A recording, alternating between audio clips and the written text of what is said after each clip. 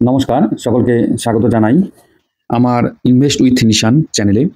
আজকের ভিডিওয়ে আমি আলোচনা করব আপনাদের সামনে নতুন যে আইপিও আসতে যাচ্ছে লেন্সকার্ট লিমিটেড। লেন্সকার্টের এই আইপিওটি আসতে যাচ্ছে 31 তারিখ থেকে 4 তারিখের মধ্যে, অর্থাৎ অ্যাপ্লিকেশন পর্বটি চলবে 31 থেকে 4 নভেম্বর পর্যন্ত। এবার এই যে আইপিওটি এর ডিটেলস আপনাদের সামনে কিছু তুলে ধরবো, যার মধ্যে দিয়ে আপনাদের সিদ্ধান্ত নিতে একটু হলেও সুবিধা হবে। এর আগে আইপিও সংক্রান্ত অনেক ভিডিও বানিয়েছি, আপনাদের সেই ভিডিওগুলো যদি ভালো লেগে থাকে এবং আজকের ভিডিওটি যদি ভালো লাগে, ভিডিওটিকে একটু লাইক করবেন, কমেন্ট করবেন, শেয়ার করবেন এবং যারা আজকে আমার চ্যানেলে নতুন আছেন তাদেরকে বলবো চ্যানেলটিকে একটু সাবস্ক্রাইব করে বেল আইকনটি প্রেস করে রাখবেন। তো চলুন শুরু করি আজকের আলোচনা। এই যে লেন্সকার্ট সলিউশন লিমিটেড যে কোম্পানিটি রয়েছে, এটি 14-15 বছরের পুরনো একটি কোম্পানি। এই কোম্পানিটি আইপিও আনতে যাচ্ছে এবং এর হিউজ পরিমাণ ইস্যু, প্রায় 8 বিলিয়ন রুপির মতো কিন্তু আইপিওর পরিমাণ, অর্থাৎ ইস্যু সাইজ যেটা সেটা কিন্তু প্রায় 8 বিলিয়নের মতো। এবার এই যে কোম্পানিটি রয়েছে এর কী কী প্রোডাক্ট রয়েছে, এরা অ্যাকচুয়ালি বিজনেস করে আইওয়ার যে প্রোডাক্টগুলো হয় তার উপর, অর্থাৎ I glasses, sunglasses, contact lens এবং আমাদের যে চশমা ব্যবহার করি তার যে ফ্রেমগুলো হয় সেটা কিন্তু এরা বিক্রি করে। এরা এই যে বিক্রি করে, শুধু যে ভারতবর্ষেই এদের প্রেজেন্স রয়েছে তা না, ভারতবর্ষের বাইরেও কিন্তু সিঙ্গাপুর, থাইল্যান্ড, ইউএই বিভিন্ন দেশে কিন্তু এদের প্রেজেন্স রয়েছে। বলা যায় যে ইন্ডিয়া এরা লার্জেস্ট আইওয়ার বিজনেসটা করে, এবং শুধু যে ইন্ডিয়ায় তা না, এরা এশিয়াতেও কিন্তু লার্জেস্ট বিজনেসটা কিন্তু এদেরই রয়েছে। এখনও এদের মার্কেট শেয়ার ইন্ডিয়াতে যা রয়েছে তা কিন্তু 5%, তার মানে ভবিষ্যতে আরও গ্রো করার চান্সেস কিন্তু প্রচুর রয়েছে। যাই হোক, এবার এই যে বিজনেস করে বিভিন্ন যে স্টোরের মাধ্যমে, সেই স্টোরের সংখ্যাটাও কিন্তু কম নয়। ইন্ডিয়াতে স্টোর রয়েছে 2137টির মতো স্টোর এবং দেশের বাইরে স্টোর রয়েছে 669টি। এদের স্পেশাল একটা ব্যাপার রয়েছে, এরা কিন্তু সব কিছুই অনলাইনে বা ওয়েবসাইটের থ্রুতে করে, মানে রিমোটলি ব্যাপারগুলোকে হ্যান্ডেল করে। আপনি ঘরে বসে এদের চশমা অর্ডার করতে পারেন। এরা এআই বেসড বিভিন্ন টেকনোলজি ব্যবহার করে কিন্তু প্রোডাক্টগুলো প্রডিউস করে। এমনও দেখা গেছে এরা সেম ডে ডেলিভারি দেয় ইন্ডিয়ার ভেতরে এবং বাইরে মিলে। মোট ইউএইতে এই সেম ডে ডেলিভারিটা দেয়, সেটা মোটামুটি 58টি সিটিসে কিন্তু এরা এই সার্ভিসটা প্রোভাইড করে। অর্থাৎ একটা নতুন স্টার্ট আপ কোম্পানির যেরকম হওয়া দরকার, এরা অনলাইন বেসড বিজনেস এবং এআই টেকনোলজি ইউজ করেই কিন্তু কাজগুলো করে। এবার যেটা আইপিওর ডিটেলস আমরা জানবো, আমি তো আগেই বললাম, এবার অন্যান্য টাইমলাইনগুলো একটু দেখে নিই। যে ওপেন ডেট, ক্লোজ ডেট আপনাদেরকে তো মেনশন করেছি, 31 থেকে 4 তারিখের মধ্যে অ্যাপ্লিকেশন করতে হবে। 31 কারণে ওপেন, ক্লোজ হচ্ছে কিন্তু 4 তারিখে। অ্যালটমেন্ট ডেট হচ্ছে 6 নভেম্বর, রিফান্ডও হচ্ছে 7 নভেম্বর, আর ডিমার্ট ট্রান্সফারও হচ্ছে 7 নভেম্বর, লিস্টিং হচ্ছে নভেম্বরের 10 তারিখ, সেটা একটা সোমবার, এবং সেটা হচ্ছে হলো সকাল 10টার সময়। এবার কোম্পানিটির যে ইস্যু সাইজ রয়েছে সেটা যদি আমরা রুপি হিসাবে বা ইন্ডিয়ান রুপি হিসাবে দেখি, সেটা 7,278 কোটি টাকার মধ্যে। এর মধ্যে কিন্তু ফ্রেশ ইস্যু রয়েছে, অফার ফর সেলও রয়েছে। অফার ফর সেল মানে এদের যে শেয়ার হোল্ডার আছে এক্সিস্টিং, তারা কিন্তু কিছু শেয়ার মার্কেটে বিক্রি করছে। এই হলো অফার ফর সেলের বিষয়টা। এর মধ্যে প্রায় রয়েছে 5,128 কোটি টাকা অফার ফর সেল, এবং ফ্রেশ ইস্যু রয়েছে 2,250 টাকা। এটা এনএসসি বিএসসি দুটোতেই লিস্টিং হচ্ছে।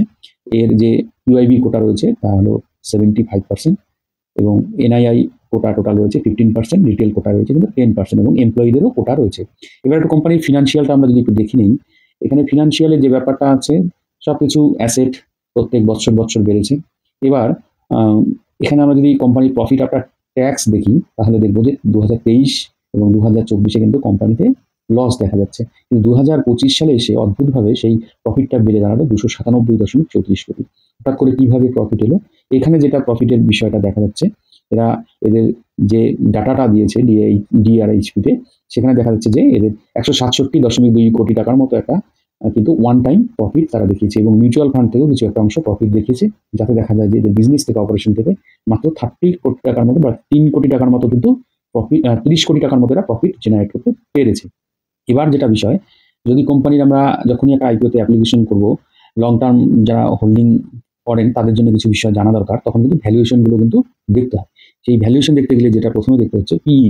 এবার পিই হচ্ছে 235-এর মতো ডিমান্ড করছে, যেটা কিন্তু অনেকটাই বেশি। আরেকটি বিষয় যেটা মার্কেটে চর্চার মধ্যে রয়েছে, সেটা হচ্ছে হলো কিছুদিন আগে এর প্রমোটার বা এর যে সিইও আছেন পীযূষ বানসাল, তিনি কিন্তু 52 টাকায় কিছু কিন্তু শেয়ার কিন্তু পারচেজ করেছেন। এবং সেই শেয়ার পারচেস করে আবার এখন তিনি বিক্রি করছেন কিনা এটা নিয়ে কনফিউশন। সেরকম একটা টিভি চ্যানেলে নাকি কিন্তু প্রশ্ন করা হয়েছিল যে আপনি কি আপনার কেনা শেয়ারগুলি বিক্রি করছেন? তখন বলছে না, আমার কিছু শেয়ার হোল্ডার বা প্রমোটার যারা ছিল আগে তাদের কাছ থেকে আমি শেয়ার আরও কিনেছি। কারণ কি, আমাদের কোম্পানি হেলদি রয়েছে এবং আগামীতে প্রচুর পোটেনশিয়ালিটি রয়েছে কোম্পানিটার, সেই জন্য আমি কিছু শেয়ার কিনেছি। সেটা লকড আছে, সেই শেয়ার আমি বিক্রি করছি না। এবার আমাদের এক্সিস্টিং যে আগে শেয়ার ছিল, আমার এই শেয়ার কেনার আগে সেই শেয়ারের অংশ থেকেই আমরা কিন্তু অফার ফোর্স হলে বিক্রি করছি বাধ্য হয়ে, কারণ আমাদের লিস্টিং করতে গেলে ওটা করতে হচ্ছে। এই কথাটা কিন্তু উনি সামনে কিন্তু রেখেছেন। এবার অনেকেই এটাকে অন্যভাবে দেখছেন, ওনার মুখের কথাই। এবার দ্বিতীয় ওনাকে যখন প্রশ্ন করা হয় যে আপনাদের এত ভ্যালু ডিমান্ড করছেন কোম্পানির, এত পি, তখন উনি বলেছেন যে প্রফিট মার্জিন আমাদের যাদের রয়েছে প্রায় 68 থেকে 69% মতো প্রফিট মার্জিন রয়েছে। আমাদের 3 ইয়ার্সের CAGR রয়েছে 30%, এবং আমাদের কোম্পানির হাই গ্রোথ পোটেনশিয়ালিটি রয়েছে, এবং আমরা স্মার্ট টেকনোলজি এবং AI বেসড টেকনোলজি ব্যবহার করব, এবং বিভিন্ন অবজেক্টিভের জন্য কিন্তু আমরা মার্কেট থেকে টাকাটা নিচ্ছি। সেই অবজেক্টিভটা বলতে গিয়ে উনি কিন্তু বলেছেন আমরা তেলেঙ্গানায় নতুন কোম্পানি করব, technology and cloud infrastructure develop করবো, তার জন্য কিছু টাকা খরচা করবো, ব্র্যান্ড প্রমোশনের জন্য কিছু করবো, এবং জেনারেল কর্পোরেট পারপাসের জন্য কিছু টাকা আমরা খরচা করবো। এই কারণগুলো কিন্তু উনি কিন্তু ওনার মতো করে দেখিয়েছে।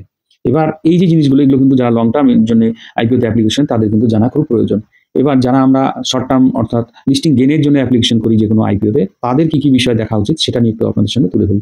প্রথম কথা দেখবেন আপনারা হচ্ছিল অ্যাঙ্কার লিস্ট। অ্যাঙ্কার লিস্টের মধ্যে কোন কোন ইনস্টিটিউট বা কোন কোন ফান্ড হাউস বা কোন কোন AMC রয়েছে সেগুলো আপনারা একটু লক্ষ্য করবেন। যেমন এর মধ্যেই শোনা যাচ্ছে যে রাধাকৃষ্ণ দামানি এবং SBI মিউচুয়াল ফান্ড, এরা এই স্টক PIBO-তে এরা কিন্তু অ্যাঙ্কার লিস্টের মধ্যে এরা আছে, এবং এরা কিন্তু প্রচুর বাইরে যে 100 কোটি টাকার মতো SBI এর তরফ, AMC তরফ থেকে, এবং রাধাকৃষ্ণ দামানি যে থেকে দেখা যাচ্ছে 90 crore মতো এরকম কিন্তু জানা যাচ্ছে। এবং এই এদের CEO কিন্তু দাবি করেছে যে অ্যাঙ্কার লিস্টের মধ্যে দেখবেন আমাদের আগের শেয়ার হোল্ডারও কিন্তু কিছুটা শেয়ার মানে অ্যাঙ্কার লিস্টের মধ্যে নাম পাবেন, এবং বড় বড় ফান্ড হাউস, আমি সময়ই পাচ্ছি না, ফোন নিয়ে এত ব্যস্ত, অনেকেই কিন্তু ডিমান্ড করছে অ্যাঙ্কার লিস্টের, ওখানে কিন্তু অ্যাপ্লিকেশন করছে। এই ওনার যেটা বক্তব্য যে হাই ডিমান্ড রয়েছে ওদের শেয়ারে। এবার এগুলো ওনার বক্তব্য। এবার যারা ইনভেস্টার, যারা অভিজ্ঞ, তারা নানান কিছু দেখবেন। তার মধ্যে আমরা কিন্তু অ্যাঙ্কার লিস্টটা একটু দেখে নেওয়ার চেষ্টা করব যে CEO যে কথা বলছে তার সাথে কতটা ম্যাচ রয়েছে, এবং GMP-টাও দেখব। GMP অফিসিয়াল ডাটা না হলেও GMP কিন্তু প্রথমে 26% ডিমান্ড করছিল, তারপরে বিভিন্ন সময় কিন্তু আপ ডাউন করতে দেখা যাচ্ছে, দিনে বিভিন্নবার কিন্তু বিভিন্ন রকম দেখাচ্ছে। আমি কিছুক্ষণ আগে দেখলাম 15%-এর মতো GMP দেখাচ্ছে। এটা কতটা থাকে সেটা আপনারা একটু দেখে তারপরে কিন্তু আপনাদের আরও কিছু কিছু দেখতে হবে, যেটা হলো QIB পোর্শন, যে কতটা পারচেস করে, কত গুণ পারচেস করে, এবং যে হাই নেট ওয়ার্থ যে কনজিউমার আছে বা কাস্টমার আছে তাদের কতটা পারচেস হয়, হ্যাঁ, এই বা ওই হাই নেট ওয়ার্থ ইনভেস্টর যারা আছেন তারা কত গুণ পারচেস করে, এগুলো কিন্তু একটা দেখবেন। এগুলো দেখে তারপরে কিন্তু আপনারা ডিসিশন নেবেন। কোনো সময় রিটেল কোটায় কতটা সাবস্ক্রিপশন হলো এটা দেখে কিন্তু করতে যাবেন না।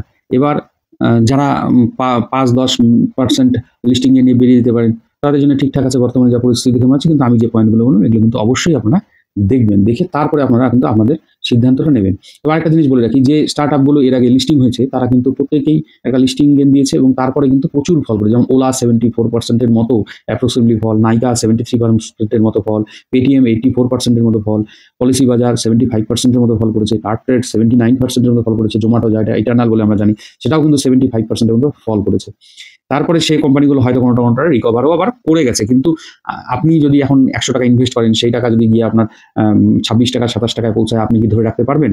তার আগেই হয়তো আপনি লং টার্মের চিন্তাভাবনা মাথা থেকে বের করে দিতে পারেন। সুতরাং সেই পেশেন্স থাকতে হবে, এবং আপনাকে প্রবাবিলিটির উপর যে এখান থেকে এতটা নামবে না, বা হয়তো লং টার্মে আবার এখান থেকে রিগেন করতে পারে, কী হবে জানি না। তবে এই উদাহরণগুলো যে বিভিন্ন স্টার্টআপগুলো ছিল যারা লিস্টিং হয়েছে, তাই আমি আপনাদের অভিজ্ঞতার জন্য শেয়ার করলাম।